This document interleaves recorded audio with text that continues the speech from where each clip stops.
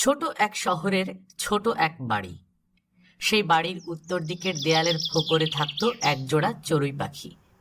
একদিন কুড়িয়ে খেতে মাঠে গিয়েছিল ওরা। হঠাৎ কেমন অদ্ভুত শব্দ শুনে ওরা সচকিত হয়ে ওঠে। মাথা তুলে একে অন্যের দিকে তাকায়। দূর থেকে বোঁ বোঁ শব্দ ভেসে আসছে। চড়ুই দুটো ভয় পায়। ফুরুত করে ওরা গাছের ডালে গিয়ে বসে। শব্দ ক্রমেই বাড়ছে। চারদিকের পাখপাখালি ঊর্ধ্বশ্বাসে পালাচ্ছে। চড়ুই পাখি দুটো পাতার ফাঁক দিয়ে উঁকি মারে। দূর দিগন্ত থেকে প্রকাণ্ড একটা কি এদিকেই উড়ে আসছে। ভয়ে ওরা ঘন পাতার আড়ালে লুকিয়ে পড়ে। ভয়ঙ্কর বোঁ বোঁ আওয়াজ করতে করতে ওদের মাথার উপর দিয়ে ওটা চলে যায়। বুক দুরুদুরু করে দুটোরই। কিছুক্ষণ পরে সম্বিত ফিরে পেয়ে চড়ুই ওর সঙ্গিনীকে বলে, চিনতে পেরেছো তো? হুম। আরে বাবা, তো এটার ক্ষেত্রে শুনিয়েছিল একদিন, মনে নেই? ওহো, মহাপতঙ্গ। হ্যাঁ হ্যাঁ, তাই তো। চড়ুই পাখি দুটোর শিশুকালের কথা। পুরাতন এক বাড়ির দেয়ালের ফোকরে ছিল ওদের মা বাবার নীড়। মা বাবার ডানার মধ্যে মুখ লুকিয়ে ওরা তখন রাক্ষস খোক্ষস আর দেওদুরাচারের কাহিনী শুনত। ছো রাক্ষস, ম্যাও খোক্ষস, কুণ্ডলি ফুঁসফুঁস ও কাভক্ষসের কথাই বলতো বাবা মা, কারণ এগুলি ওদের প্রধান শত্রু। এক অন্ধকার রাত্রে মা ছো রাক্ষসের গল্প বলছিল। রাক্ষস আমাদেরই মতো পাখাওয়ালা আকাশচারী জীব। ওদের দৃষ্টি খুব তীক্ষ্ণ। ওরা মাটির দিকে চোখ রেখে আকাশে ভেসে বেড়ায়। সুযোগ পেলে চোখের পলকে ছোঁ মেরে বাঁকা নখে বিজিয়ে ধরে নিয়ে যায়। তারপর গাছে বসে ঠোকর মেরে মেরে চোখ খায়, বুক খায়, কলজে খায়। ছানা দুটো ভয়ে ওদের মার ডানার মধ্যে মুখ লুকায়। জ্যোৎস্না উঠলে ওদের ভয় কমে। তখন নরছানাটা শুধায়, আচ্ছা মা, সবচেয়ে বড় পাখি কোনটা?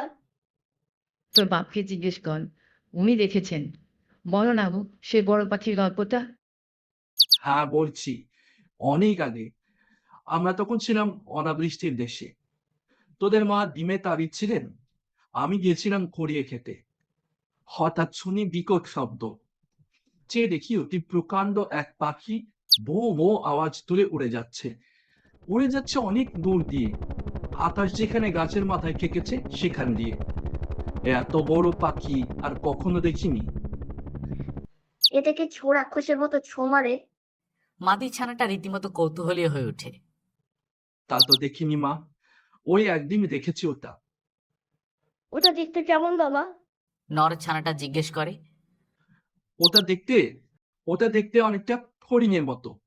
লেজরামা হরিণ দেখেছিস তো? ওই যে বৃষ্টির দিনে একটা মেরে এনে তোকে খাইয়েছিলাম। হ্যাঁ হ্যাঁ, দেখেছি। সেই হরিণের মতো পাখা আর লম্বা লেজ। সে এক মহা পতঙ্গ। কত বড় না দেখলে বোঝা যাবে না। বো বো শব্দ করে উড়ে বেড়ায়। পিতার বর্ণনার সঙ্গে হুবহু মিলে যাচ্ছে। আজকের এই আকাশচারী জীবটা মহাপতঙ্গ না হয়ে যায় না? পক্ষীরাজ্য ভীত সন্ত্রস্ত।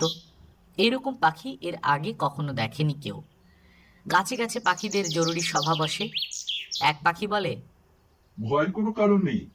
আমার মনে হয় এটা শস্যভোজী, মাংসভোজী রাক্ষস নয়। প্রতিবাদ করে অন্য পাখি বলে, না না, এটা নিশ্চয়ই রাক্ষস পাখি। রাগের চোটে কেমন গো গো করছিল। আরেক পাখি সমর্থন করে বলে, ঠিকই, এটা রাক্ষস পাখি। তর্জন গর্জন শুনে তোমরা বুঝতে পারো না? এটা খপা খপ ধরবে, একা কটা বিয়ে দে। যদি বাঁচতে চাও তো এদেশ ছেড়ে পালাও। পালিয়ে যায় অনেক পাখি। বেশিরভাগ যায় অনাবৃষ্টির দেশে। চড়ুই পাখি দুটো কিন্তু দেশ ছাড়ে না। কারণ ঘন বৃষ্টির দেশে ঝড় বৃষ্টিতে কষ্ট হলেও পেট পুড়ে খেতে পাওয়া যায়। তাছাড়া এই মহাপতঙ্গ অনাবৃষ্টির দেশেও দেখা গিয়েছে। ওদের জনক সচক্ষে দেখেই গল্প বলেছিল। চড়ুই দম্পতি তুলো পালক শুকনো খড় ঠোঁটে করে এনে ফোকরে জমা করে। সাজিয়ে গুজিয়ে সেখানে নীড় রচনা করে। বাড়ির বাসিন্দা দোপে দৈত্য ওদের দেখে খুশি হয়। স্ত্রী ও ছেলে মেয়েদের ডেকে বলে, লক্ষণ শুভ, ওই দেখো চড়ুই পাখি বাসা বাঁধছে। এগুলো ভালো দেখে আসে, মন্দ দেখে চলে যায়। এই বছরটা সুখে শান্তিতে কাটবে। কিন্তু সুখে শান্তিতে দিন কাটে না। বন্যায় দেশ ডুবে যায়। দিন দিন পানি বাড়তে থাকে। বাড়ির মালিক দোপে দৈত্য এবং আরো অনেকে দেশ ছেড়ে চলে যায়। যারা যেতে পারে না তারা প্রাণের দায়ে বাড়ির ছাদে, ঘরের চালে, গাছের ডালে উঠে হাহুতাশ করে। চড়ুই পাখি দুটোরও দুর্দশার অন্ত নেই। ওদের প্রতিবেশী চড়ুই পাখিগুলো অনেকেই দেশ ছেড়ে পালিয়েছে, কিন্তু ওদের পালাবার উপায় নেই। বাসায় রয়েছে কলজের টুকরো দুটো কচি ছানা, ওদের ফেলে তো আর যাওয়া যায় না। এমন দুঃসময়ে বোঁ বোঁ আওয়াজ তুলে আসে এক মহাপতঙ্গ। চড়ুই দুটো উঁচু গাছের ডালে ঘন পাতার আড়ালে বসে চেয়ে চেয়ে দেখে। মহাপতঙ্গটা কয়েক পাক ঘুরে একটা জলা মাঠে নামে। কি অবাক কাণ্ড! একটা দোপে দৈত্য মহাপতঙ্গের পেট থেকে বেরিয়ে আসে। তার আহ্বানে এক এক করে এক পাল দোপে দৈত্য মহাপতঙ্গের পেটের মধ্যে ঢুকে পড়ে। এবার ওটা বোঁ বোঁ ডাক দিতে দিতে আকাশে ওঠে, দুপাক ঘুরে সোজা সূর্যাস্তের দিকে চলে যায়। ওই দিন আরো কয়েকবার মহাপতঙ্গ আসে। বাড়ির ছাদে, ঘরের চালে, গাছের ডালে ছিল যেসব দোপে দৈত্য, তাদের পেটে পুড়ে কোথায় উধাও হয়ে যায়। চড়ুই পাখি দুটোর বিস্ময়ের সীমা নেই। রাত্রে বাসায় বসে স্ত্রী চড়ুই বলে, দোপে দৈত্যরা তো যেমন তেমন প্যাটার্ন নয়, হ্যাঁ, জবর প্যাটার্ন। ওরা মহাপতঙ্গকে দেখছি পোষ মানিয়েছে। সত্যি ওদের বুদ্ধির তারিফ করতে হয়। কেন মা? বুকের তলা থেকে নরছানাটা জিজ্ঞেস করে। হ্যাঁ রে হ্যাঁ, বড় হয়ে যখন বাইরে যাবি তখন দেখতে পাবি। হাম্বা হাম্বা ভ্যাবং বল, হেইপা চ্যাটা, কুকুরুত, প্যাক চই চই, রাখো কোষ, সুন্দরধর, চিনি টম্বক, আরো কত জীব জানাকে যেটা পোষ মানিয়েছে তার ইয়ত্তা নেই। এই হাম্বা হাওয়ার অবস্থা দেখে আমার হাসিও পায়, দুঃখও লাগে।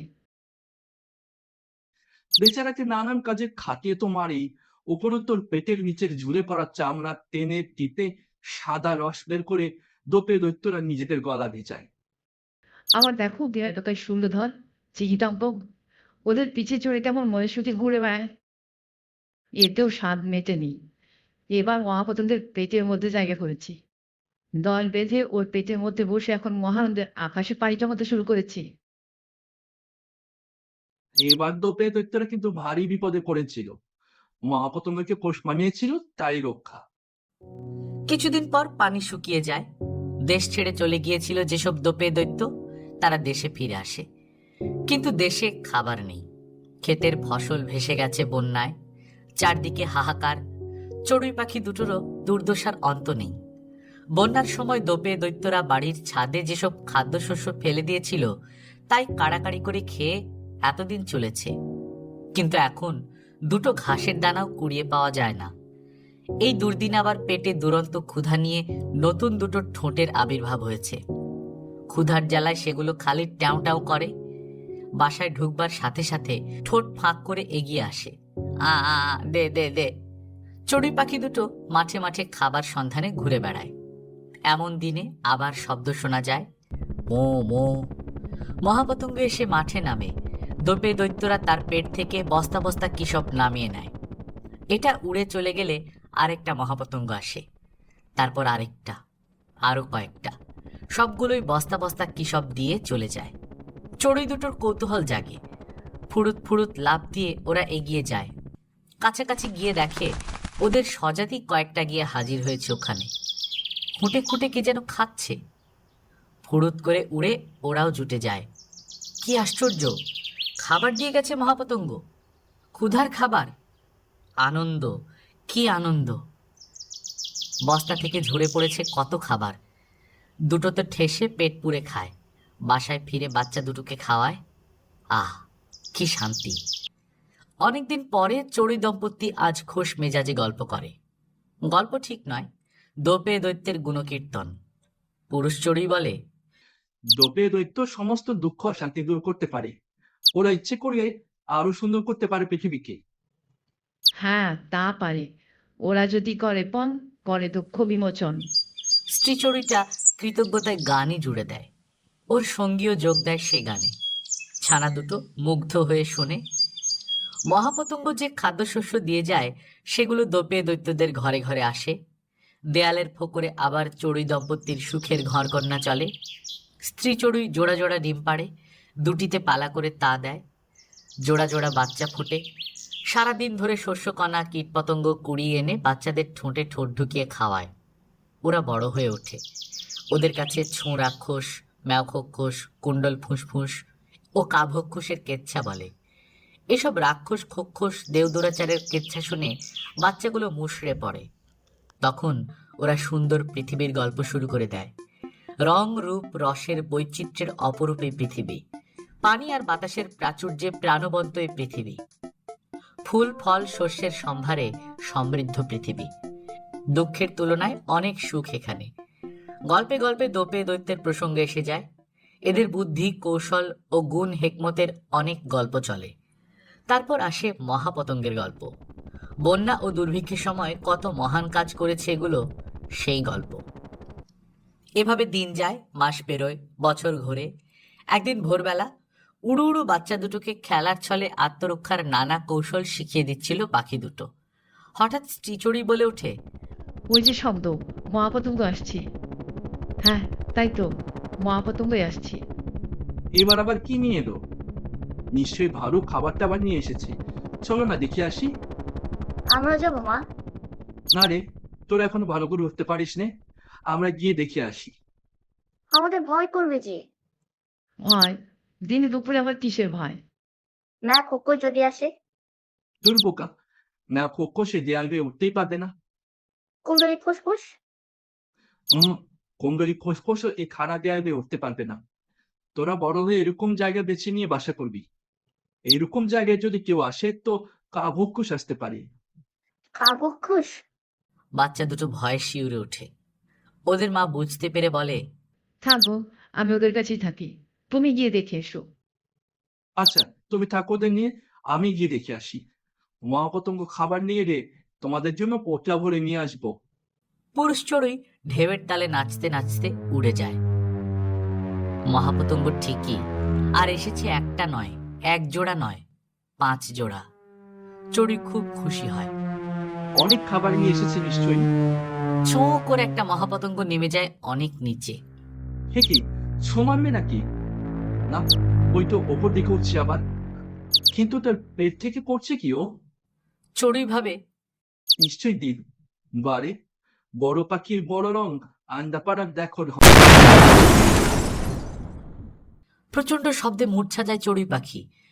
বেলা যখন গড়িয়ে যায় তখন তার জ্ঞান ফিরে আসে, কিন্তু শরীরে এতটুকু বল নেই। সে চোখ মেলে। এ কোথায় সে? কেমন করে এলো এখানে? ডিমটা বুঝি ফেটেই যাচ্ছে, তাই তো এমন শব্দ।